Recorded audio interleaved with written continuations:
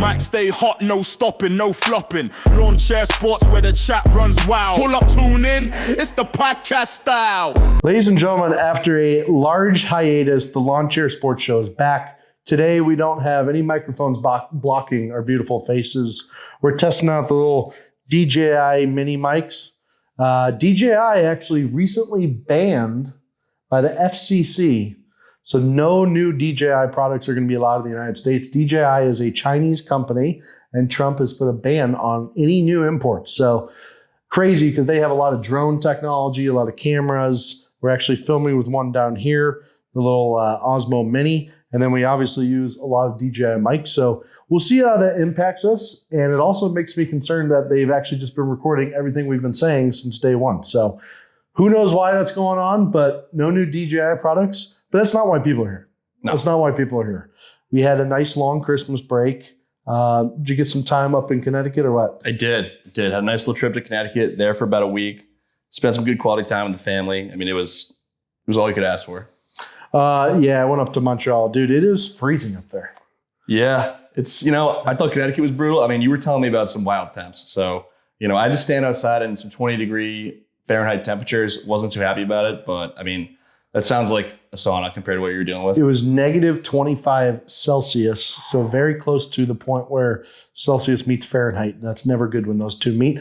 Fun fact, a lot of people don't even know that Celsius and Fahrenheit do meet at some point. And to be perfectly honest, I'm not fully sure I understand why they meet, because they seem to be very different when it's 20 degrees Fahrenheit and it's like 100 degrees Celsius, but the negatives match. I don't know. It's a crazy thing. Mm-hmm. But what a wild week of the NFL. NFL is now winding down. And honestly, when these weeks are taken by, man, it's making me a little depressed that this year went by so fast with the NFL. I am not sure what we are going to do or talk about once this season is over. But we're going to enjoy it while it lasts, because we still got some college football playoffs. We still got NFL, two very meaningful games this week that'll be interesting.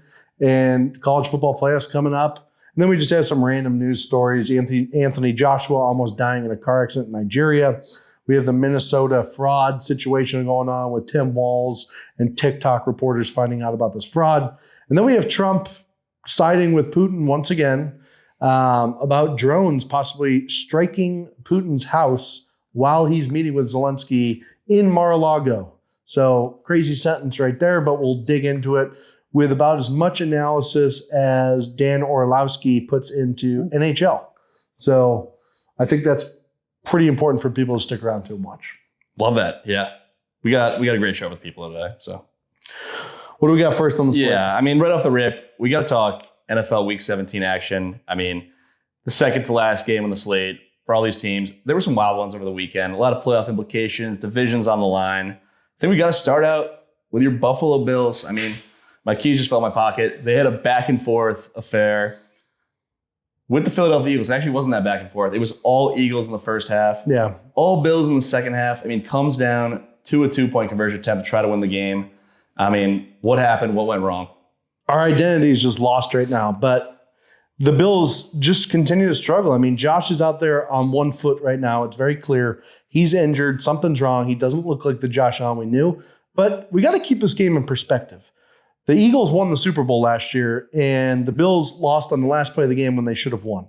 So I know Bills fans, overreact to a lot of these losses, but at the end of the day, we figured out a way to make it a game and put ourselves in a position to win. I think McDermott actually coached a hell of a game this Sunday, and although Joe Brady made some questionable play calls, as he usually does, I feel like Josh Allen was more to blame, and I feel like he wasn't 100%. So I'm not hitting the panic meter for the Bills this week. I think it was a weird weather game.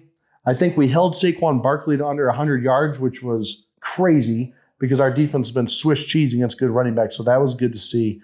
But I think you see a Bills team that isn't the dominating Bills team that we saw in the last 4 years. So this playoff, I feel like, is going to be completely wide open. I feel like it kind of exposed the Eagles as well, though. The NFC has been known as like the big guy this year, and the AFC has been kind of considered shitty. But to be honest, if a bad Bills team is losing to the Eagles when they really should have won on the last play, what does that speak to about the NFC?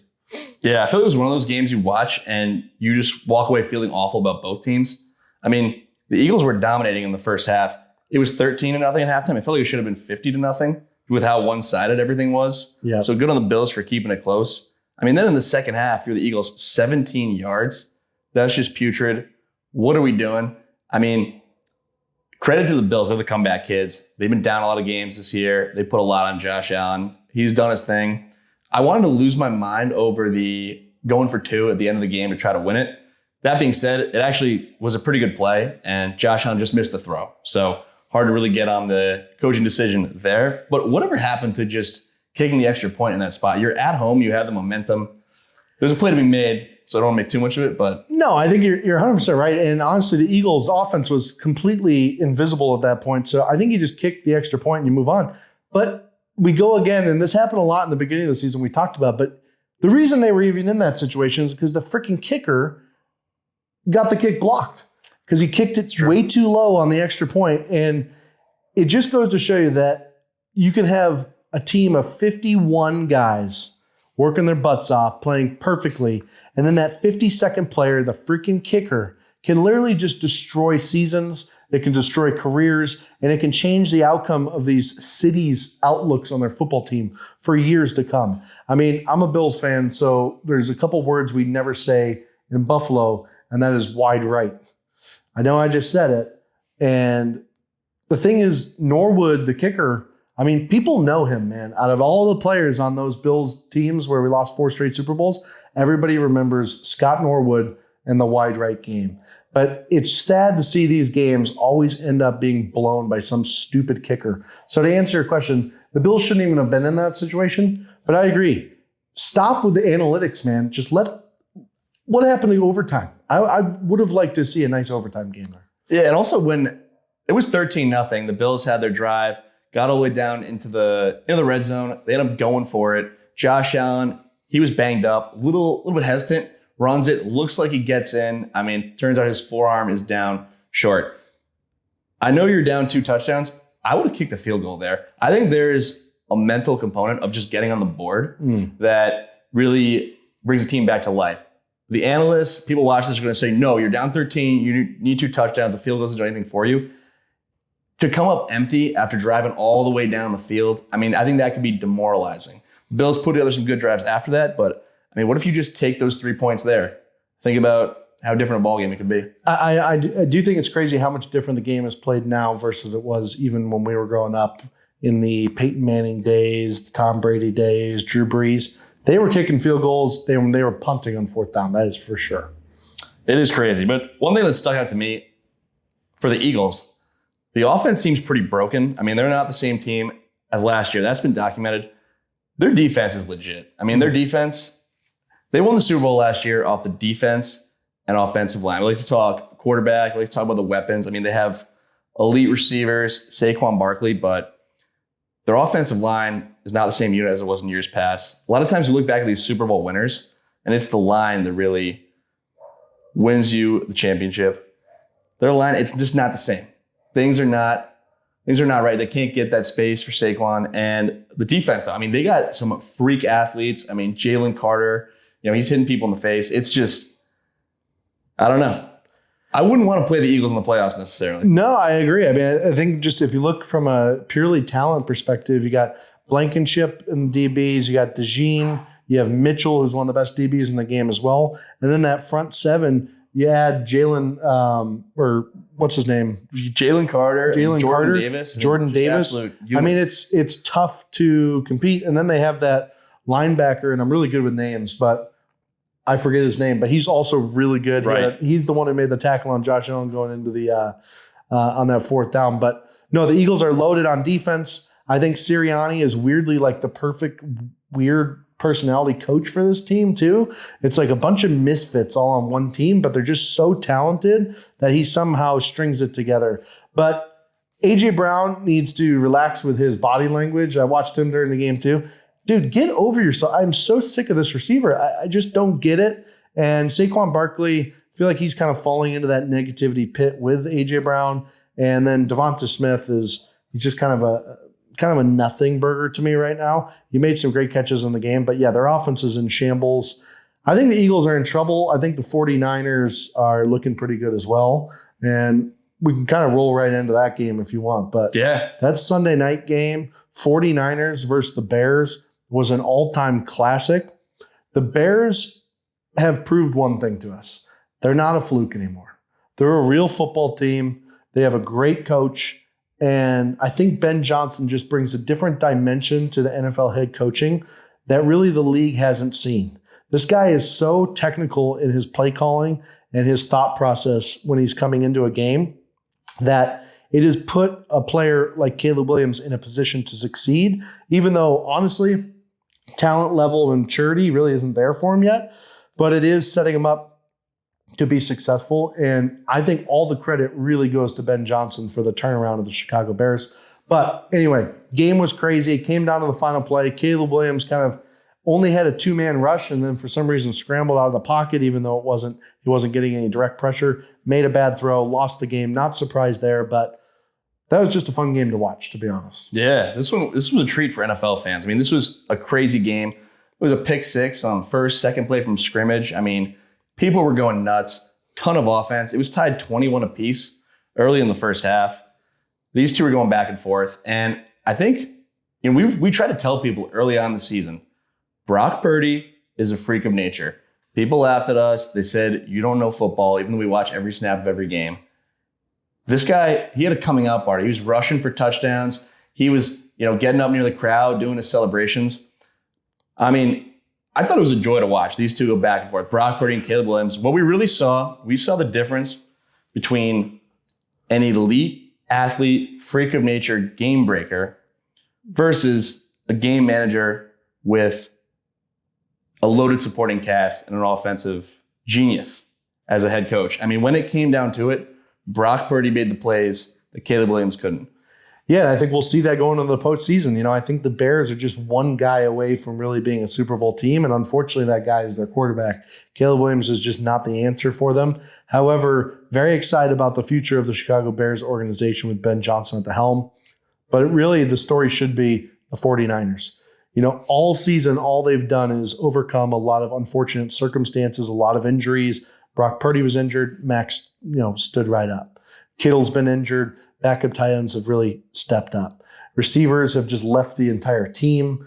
And the receivers behind them, they've stepped up. So the 49ers, when you see a team that goes through that struggle throughout the season and then kind of ends up heating up right at the end, those are the teams you really got to be scared about going into the playoffs. So watch out because Brock Purdy has scored 90 points in the last two games, and he has the 49ers on absolutely fire right now.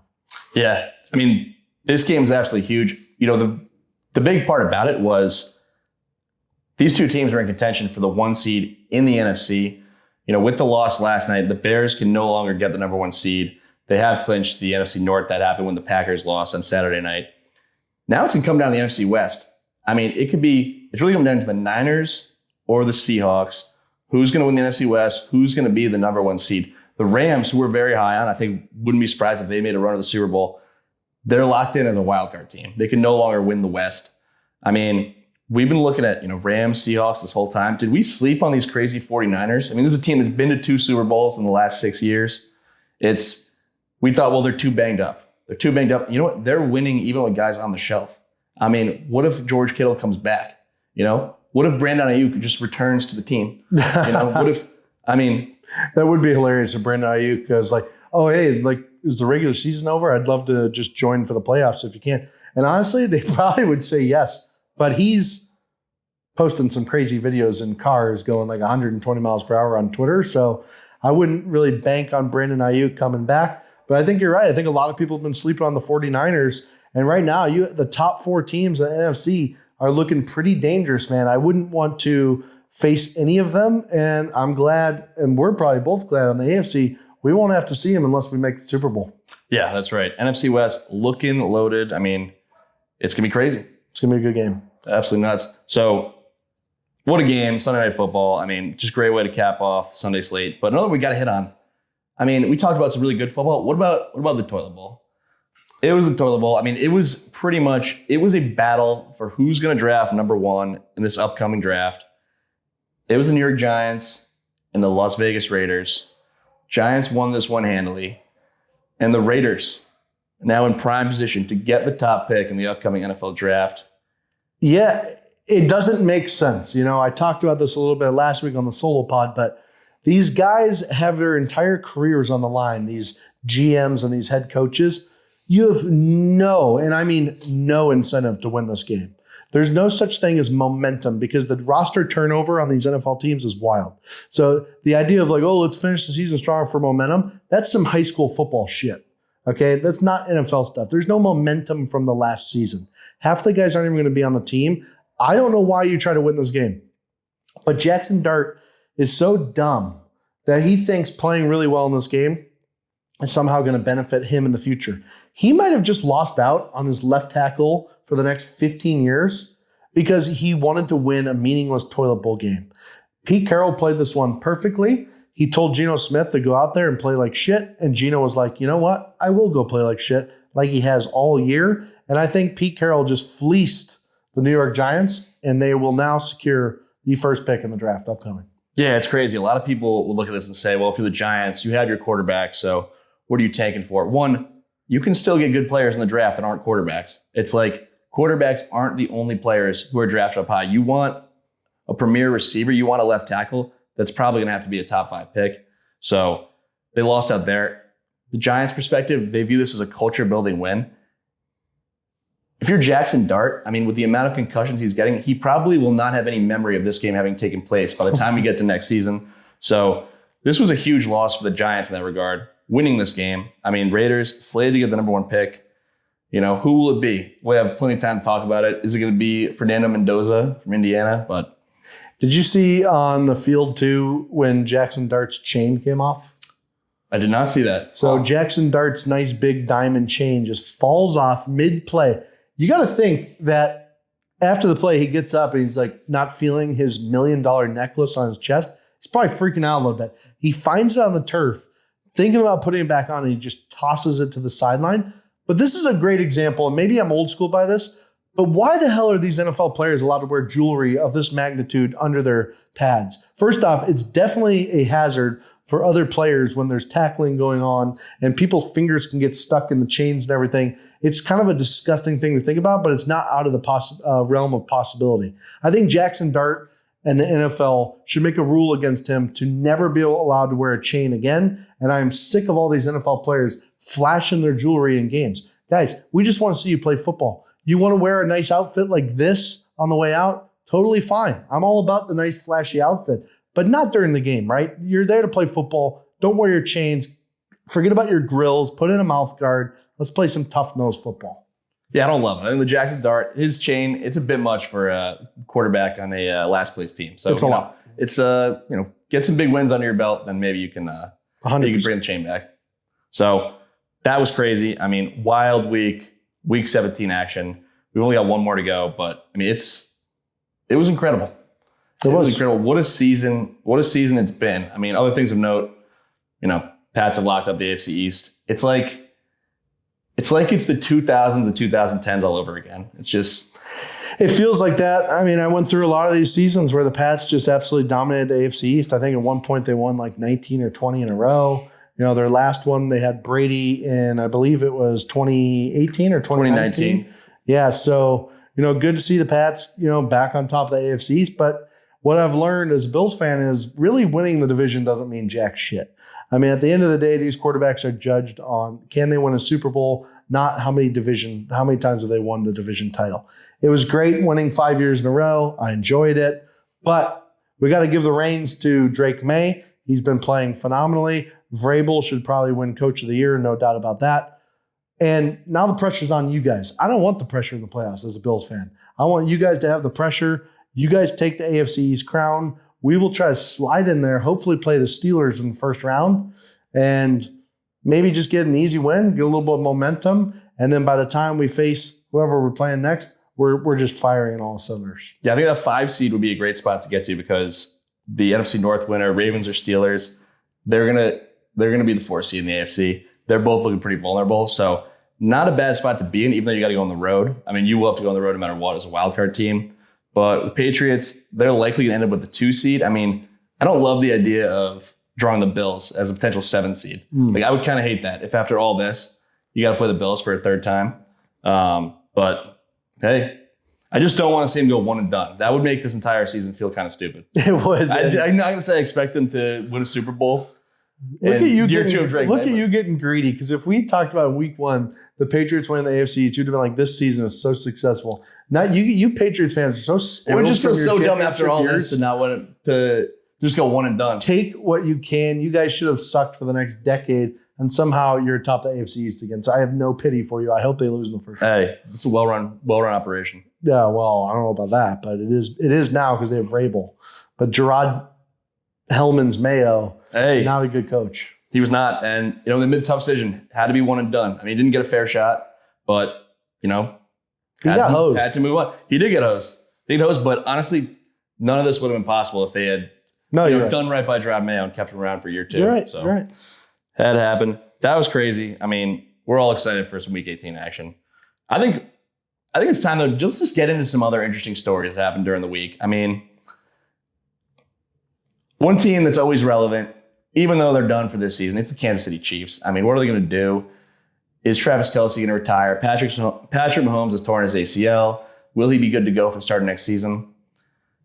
Former ESPN NFL analyst Jemele Hill has chimed in. She said, if the Kansas City Chiefs are serious and they look in the mirror, they should see that the best quarterback out there right now is Colin Kaepernick. What are our thoughts here? Well, Jemele Hill being introduced on this podcast as NFL analyst is absolutely wild, Andy. The fact that you just said. Jemele Hill is a failed sports broadcaster from ESPN who brought her woke bullshit onto everyone's TV daily. So the fact that she's now calling for Colin Kaepernick to get a shot in the NFL, I'm not sure she understands what the meaning of football is. This guy, the reason he wasn't playing had nothing to do with him taking a knee or starting an entire movement in the NFL. That had nothing to do with it. Believe it or not, the fact that Colin Kaepernick wasn't playing was purely because he sucked at throwing a football. Seems to be a pretty big, important thing for a quarterback to do, but the media just can't get enough of Colin Kaepernick.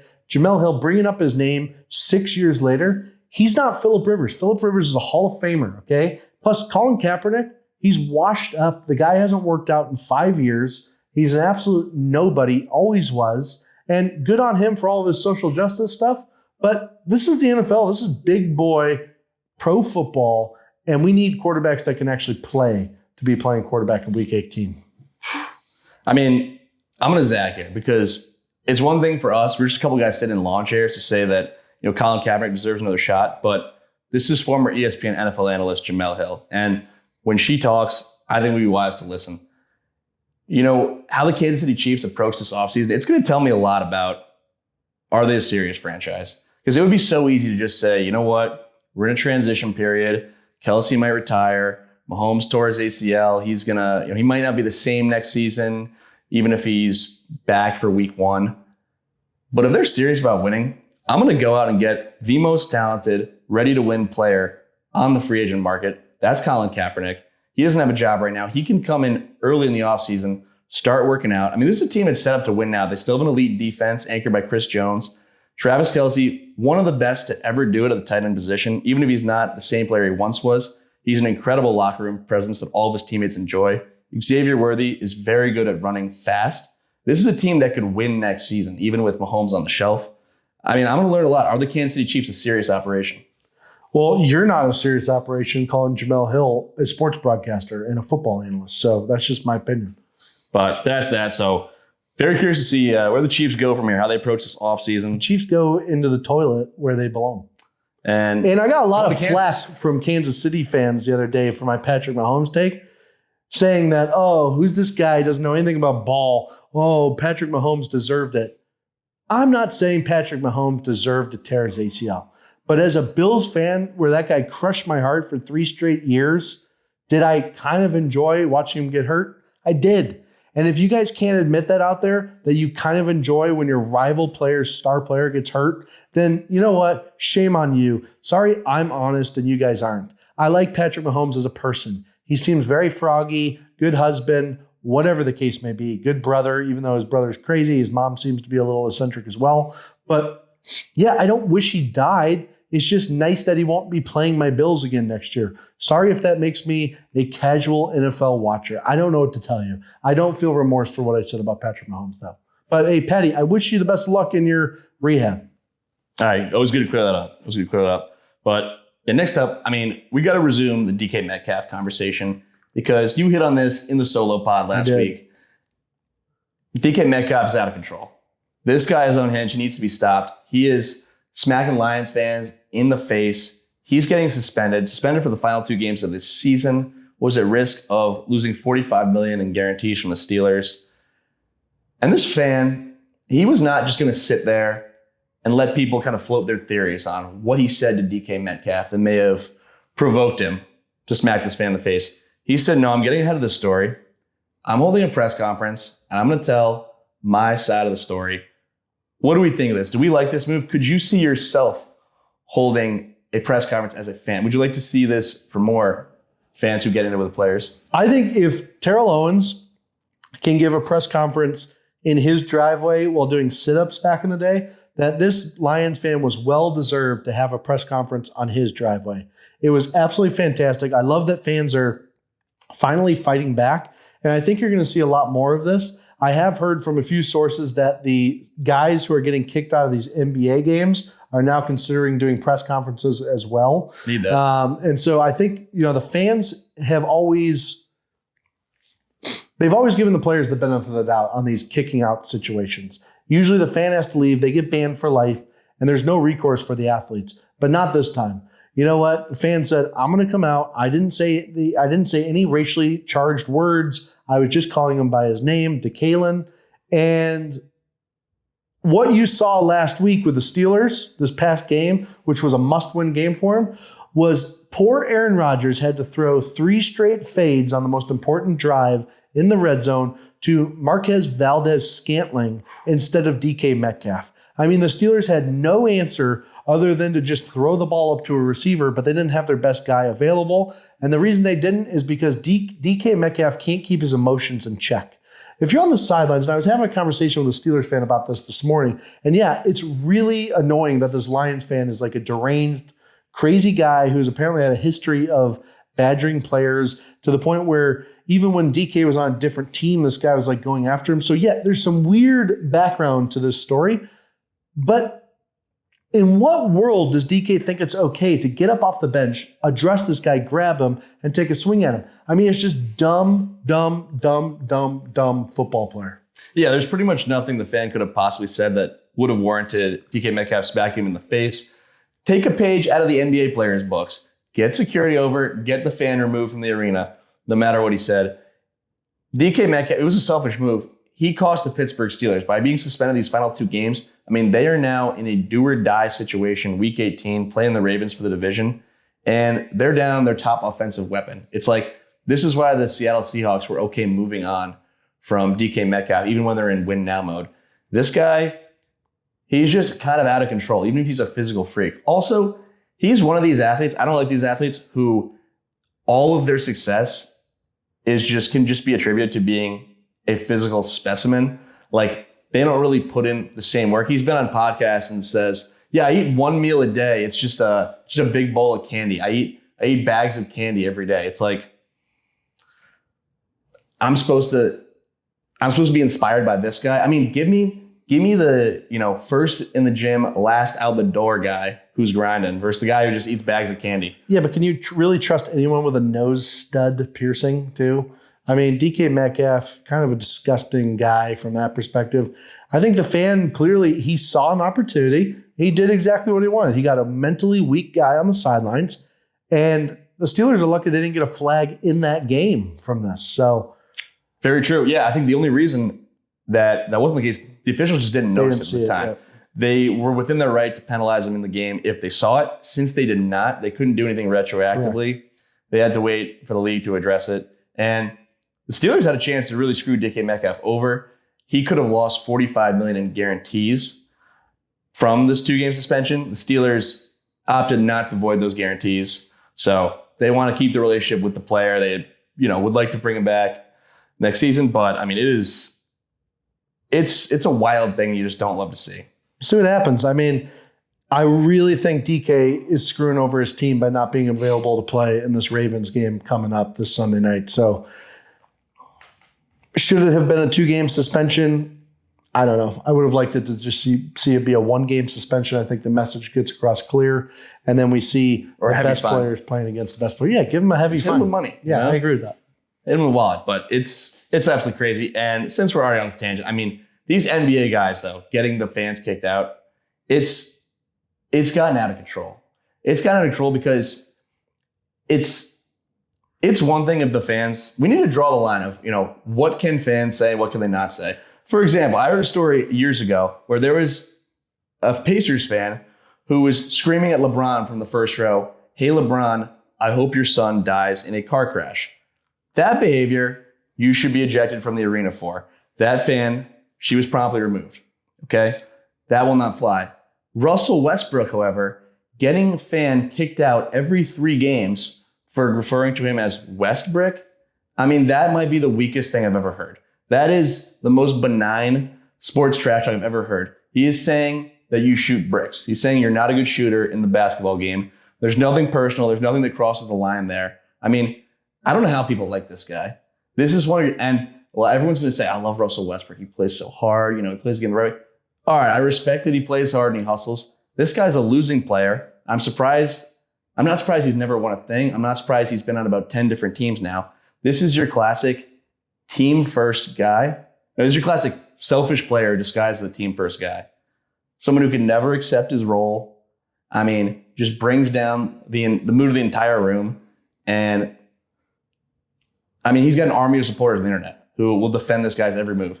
He does. And I think you're right to say that the fans really do need a script as to what they can and can't say. Because if you're going to kick someone out for paying $500 to watch a basketball game, they should at least know the guidelines and the rules for this. Not to make it a more macro subject, but I was having a conversation with some Canadians up in Canada. And right now, Canada is going through something similar to what the UK is going through right now, where technically speaking, Canadians don't have freedom of speech. So there's actually a lot of rules and stipulations as to what they can and can't say. And one of the things that's controversial is Canada is considering making hate speech illegal. Okay? The problem is who gets to dictate the definition of hate speech and what counts as hate speech and what doesn't.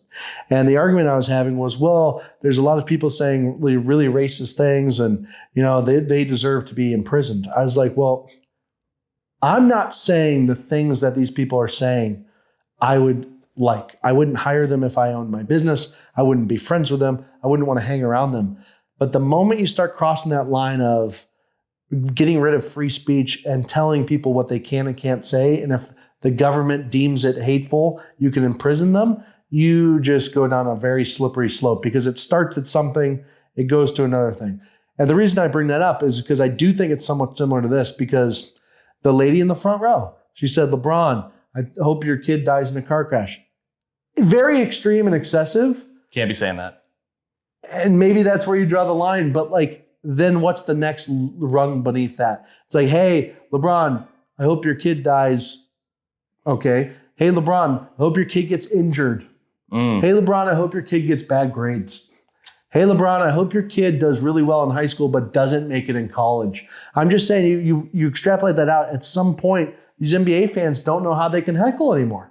I mean, I remember playing in high school basketball, and I had some teams absolutely heckling the hell out of me, man.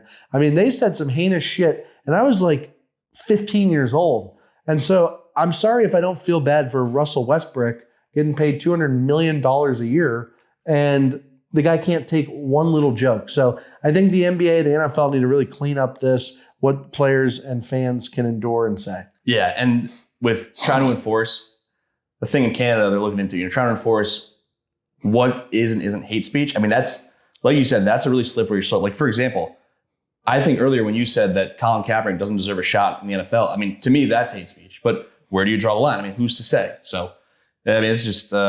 Yeah, and you might be listening out there and saying, you know what? I think the government should be able to say what is hate speech. That's great while the politician you like is in charge. But what happens when a politician who's maybe a little bit more nefarious comes in and starts using that to their advantage to control the people. I think it's very dangerous. There's a reason the founding fathers put freedom of speech as the number one thing in the Constitution. And I think there's a thing to be said that Adam Silver and Roger Goodell should pay attention to that and maybe institute a freedom of speech policy in the NFL and NBA for the fans. I'd like to see it. I feel like it'd be pretty cool. So we're big American guys. That's right. So that was that. Lions fan press conference. I mean, we'd like to see more of those going forward. Absolutely. All right. I mean, next up, we got to get into it. It's another NFL story. I mean, Jets. They got blown out 42-10 this week, but I mean, that was the second most embarrassing thing that happened with the Jets this week. I'm talking about this fiasco related to, a field goal kicking challenge. Okay. There's this girl, she wins a contest. Okay. She's a former soccer player and she's going to have a chance to kick a field goal for $100,000. The Jets get wind of her former impressive soccer background and they revoke the offer, telling her that we're worried that there's too high of a chance that you make the kick. They're getting backlash everywhere. It's like, how cheap can you possibly be? You're an NFL franchise. You're raking in the money. But then they got a lot of blowback. They say, you know what? We're going to let you attempt this kick. I mean, what are your thoughts on this story? I have a couple thoughts. I mean, number one, good on Pat McAfee for getting involved and making the kind of getting it known out into the public and making these Jets actually pay up for what they promised this girl. She won the contest, give her the chance to kick. That's my one side of the story. My second side of the story is I'm already sick of Pat McAfee's kick challenge. I think it's overplayed. I find it annoying. These people getting paid millions of dollars to make these kicks. The shtick is up. And I think the Jets were like riding the coattails of that anyway. It's kind of like a corny contest anyway. And then number three, it's all moot point because the girl gets up there and just shanks the kick. So all of that hoopla all week, oh, the Jets are poor and they're being cheap and, oh, this girl's too good. She shouldn't be the one kicking. It should be someone who never played. Oh, Pat McAfee talking about it on his show. It's all moot point. The girl got out there. She absolutely crumbled under pressure and just shanked it. She then proceeded to, after shanking it, pretend like it didn't bother her and dap everyone up. Honey, you missed this field goal. This was the chance to get the down payment of your first house, and you absolutely blew it. Now you're going to have to work for 62 years to save up $100,000 after tax. Good luck. Well, question for you, with the Jets putting this offer on the table, pulling it back, then representing the offer, do you think that's kind of their version of icing the kicker? It seems like she was under a lot of pressure, kind of crumbled when she got her chance. Was this one big mind game by the New York Jets? I think it was a good play by Woody Johnson. I think Woody Johnson, really learned from a coach like Rex Ryan. And this is some Rex Ryan Jedi mind trick BS. And yeah, I think you're right. I think it was the ultimate ice of a kicker I've ever seen. Yeah. So, that's a small victory for the New York Jets this week. Hey, they won something this year. Yeah. In the year, haven't been too many of those. So, all right. There's one more thing I want to hit on. I mean, we had some NBA on Christmas, as always. And, the Lakers, they came out, they looked lifeless. These Los Angeles Lakers, they came out flat. And JJ Redick, he's just about sick of it. He said, we were outworked. We don't care enough right now. We look lifeless. I mean, we're losing because the other team wants it more. I mean, this Saturday's practice, it's going to be uncomfortable for a lot of people. DeAndre Ayton is asked about it in his presser. The media says, JJ Redick said that Saturday's practice is going to be uncomfortable for you guys. DeAndre Ayton proceeds to say, and you guys actually bought it? I mean, what do we think of this? I think DeAndre Ayton's the biggest clown in the NBA. I mean, this guy has done nothing since he was drafted first. He's been an absolute joke on every single team he's played for. And for him to disrespect a coach like JJ Redick, who's one of the top minds in the NBA, is absolutely ridiculous. But you know what? It goes back to the Lakers thinking that they could hire LeBron's podcast partner as the head coach, and that was going to work out. He's always wanted mass control of the head coach. JJ is an ego guy. He's got too big of an ego to have LeBron kind of outshine him. And so the problem right now is there's way too many stars in LA. And I'm not talking actors. I'm talking JJ Redick, Luka Doncic, and LeBron James. It's too many people in one room, too many chefs in the kitchen, if you will.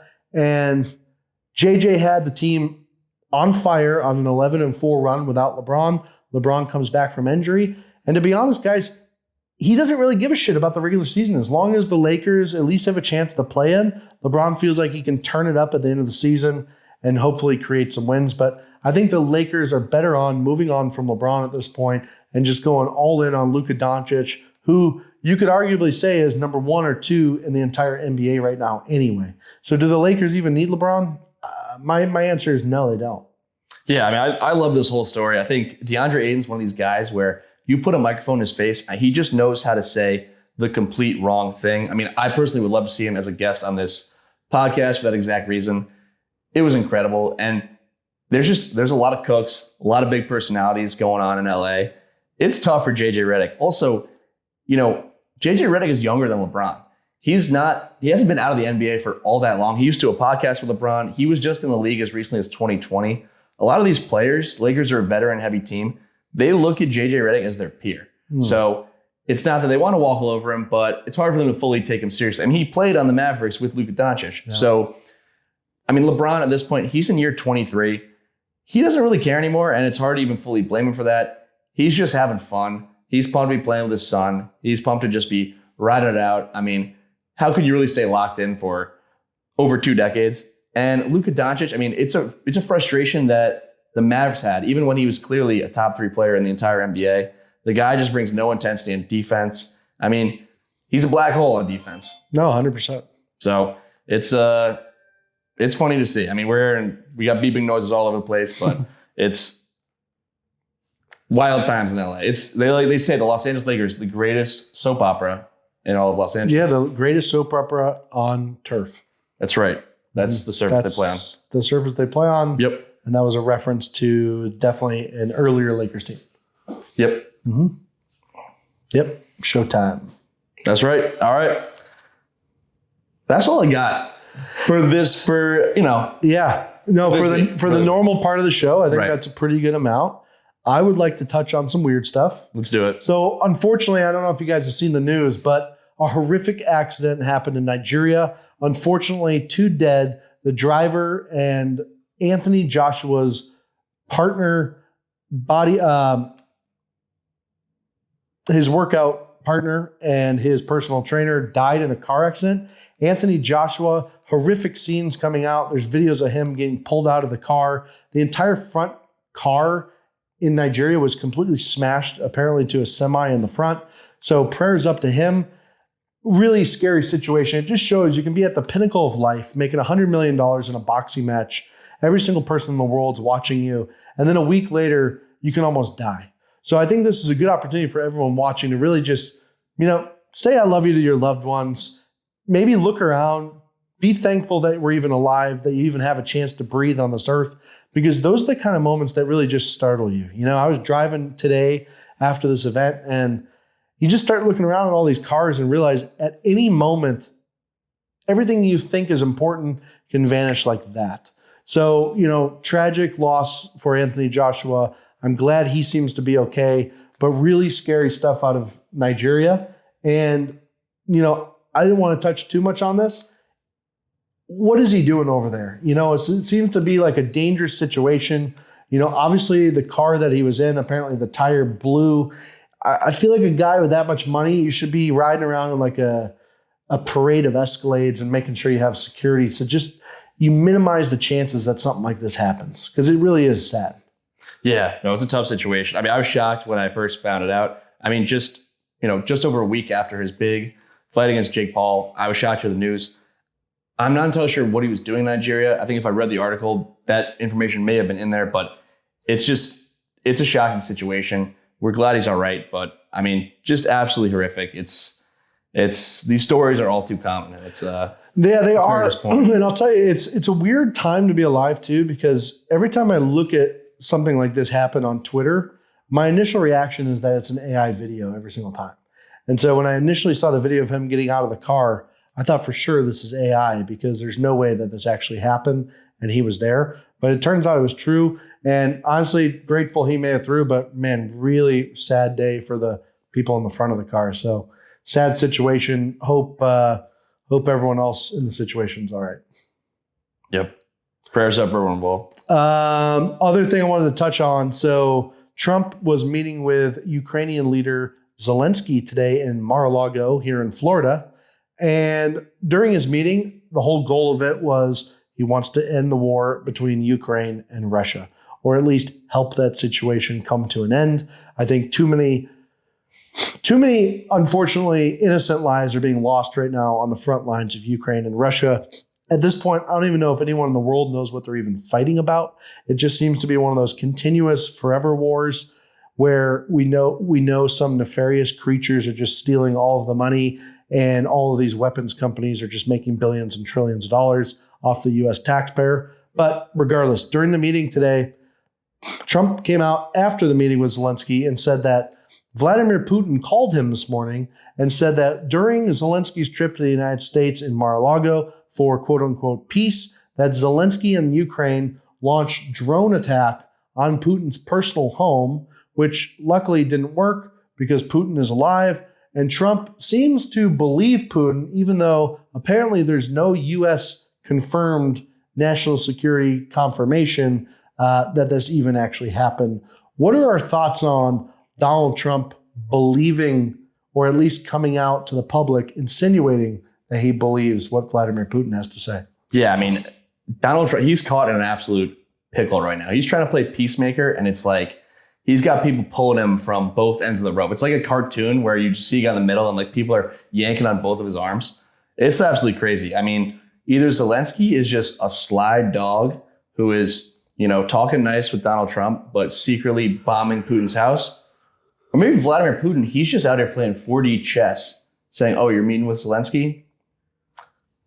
Let me make a quick phone call. I mean, it's wild. Either way, I mean, I think number 47 is in the middle. He's getting played right now. We just don't know by who. It could be, or Donald Trump could be playing 5D chess, and he actually just wants to continue making Putin feel like he's important and that he has some sort of influence over Trump.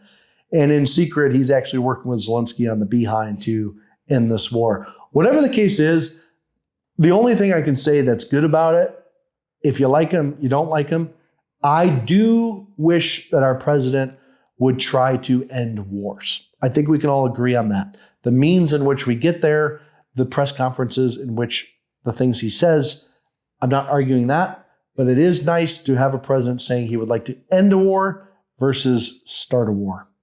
So hopefully we can all agree on that. I'm sure we'll get roasted in the comments for that opinion.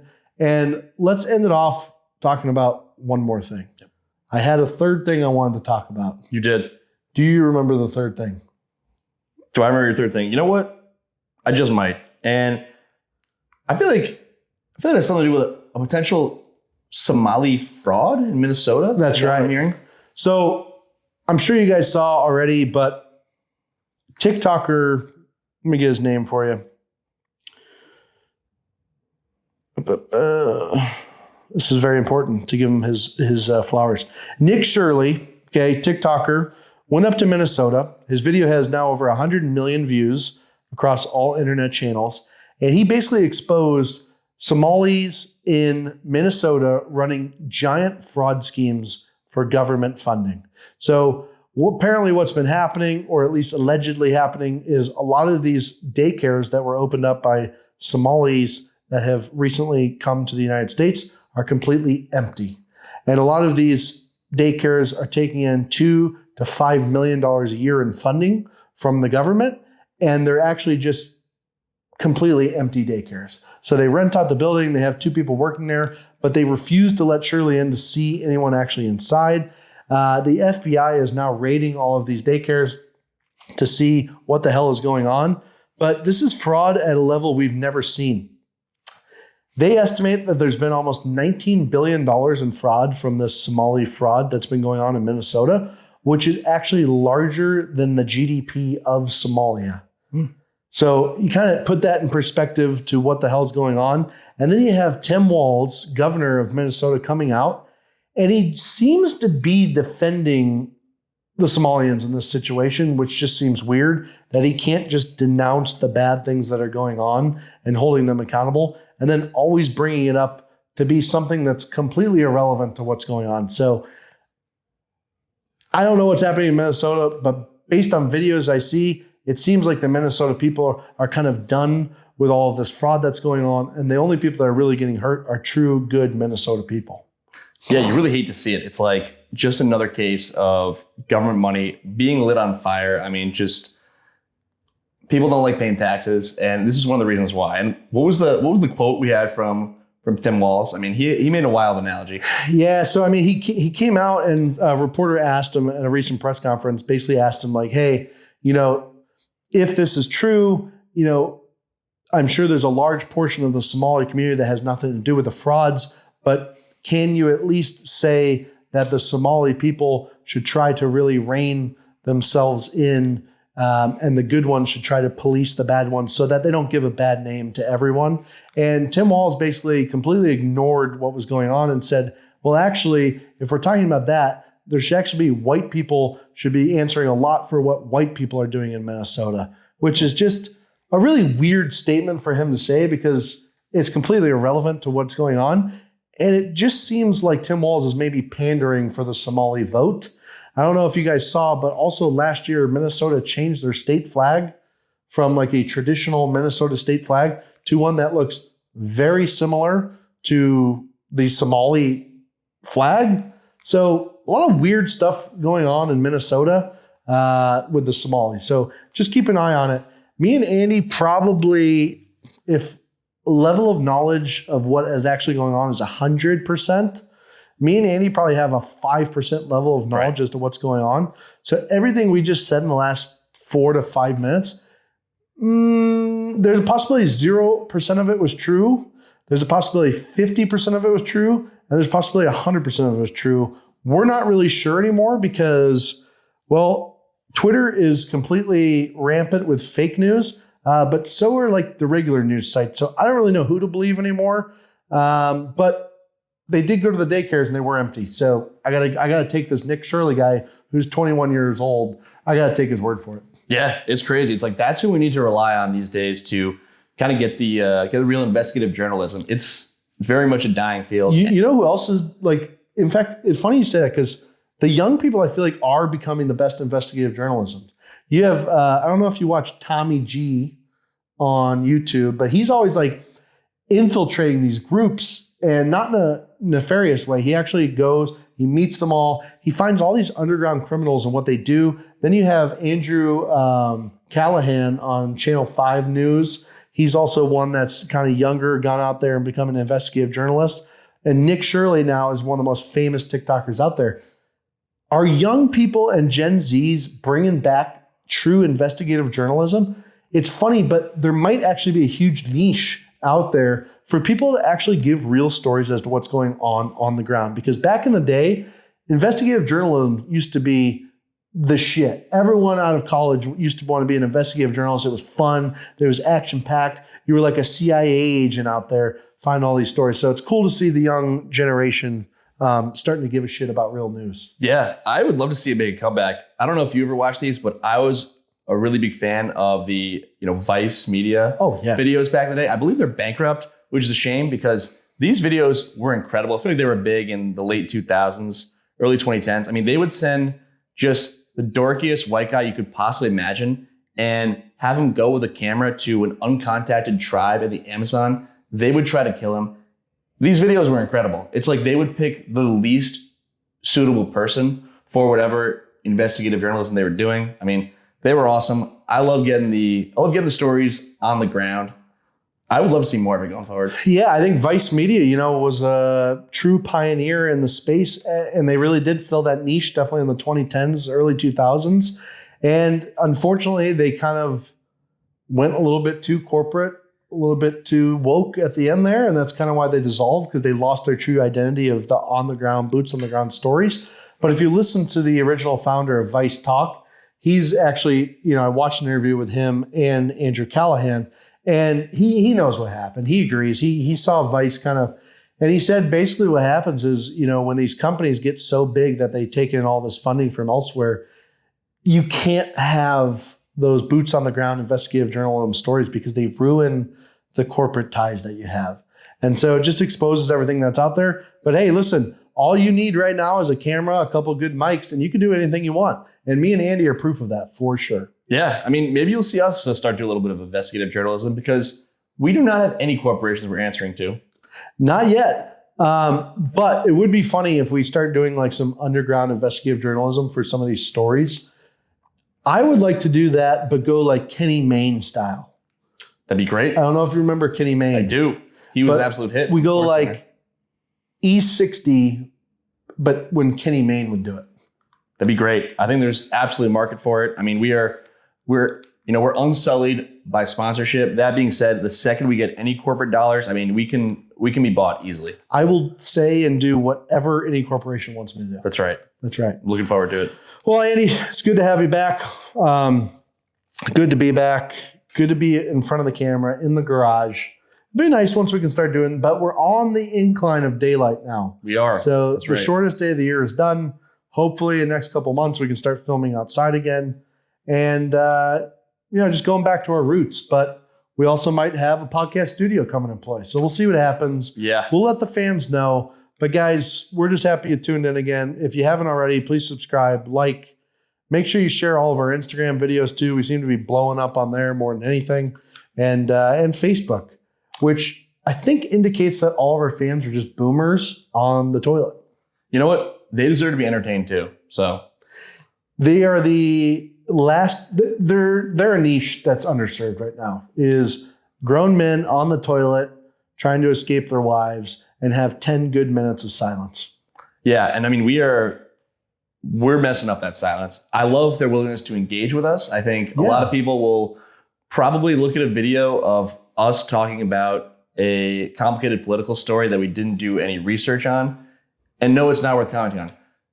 These boomers don't care. They'll engage. They want to steer us in the right direction. They'll send us private messages. I mean, it's pretty exciting. I think we're lucky to have. One thing I've learned in my career in conflict management is you want to meet the person where they're at.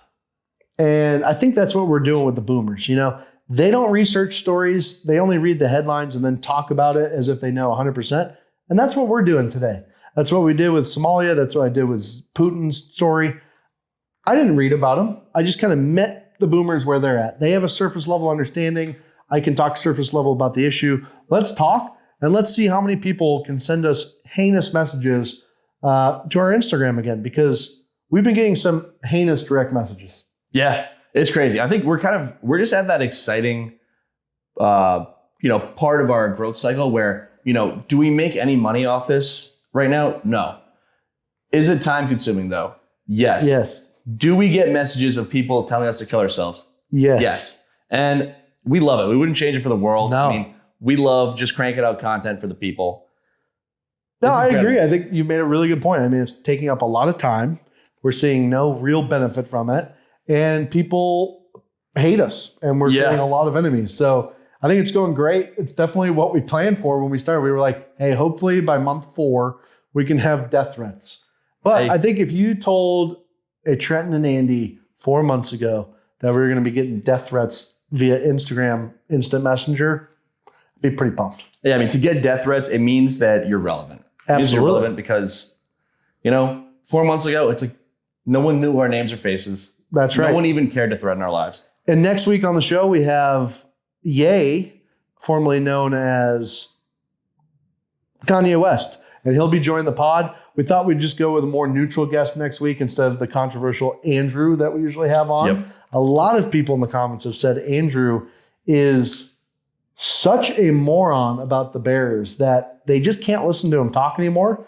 Andrew has been added to our group chat, and one of his first contributions today was another text about the Bears. So Andrew, if you're watching, you explicitly told us at the bar that if you were added to the group chat, you would not talk about the Bears, and you broke that rule this morning. While I was at work, I had to read multiple texts about the Bears. Can't have that.